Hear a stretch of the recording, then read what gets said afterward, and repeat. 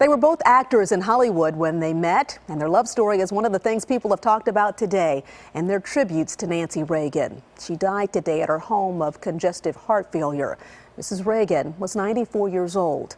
News Channel 5's Jason Lamb joins us now from the smart screen to show us just how many people are talking about the former First Lady's life and legacy. Jason? Well, that's right, Shannon. This is Google Trends internet searches for Nancy Reagan over the past 24 hours. You can see that there was a surge in searches just around 10 a.m. or a little bit after when the news of her death was breaking. Now, we spoke with a local man with a connection to the Reagans who says the union of the president and Nancy Reagan was one of a kind.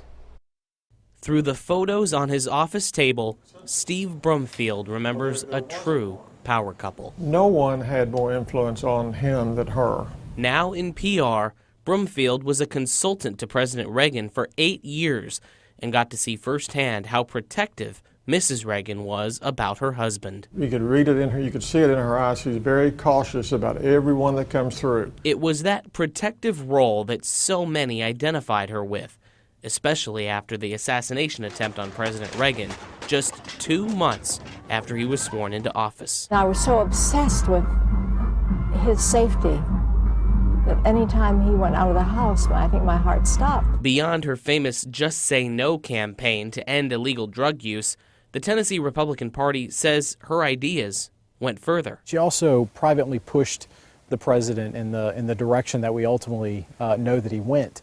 And so they had just a remarkable relationship, one that I think a lot of married couples would be envious of. But what many will remember is just how much the pair adored each other, something Brumfield says lasted long after the two left the White House. They loved each other as much in their last year together on earth as their first year.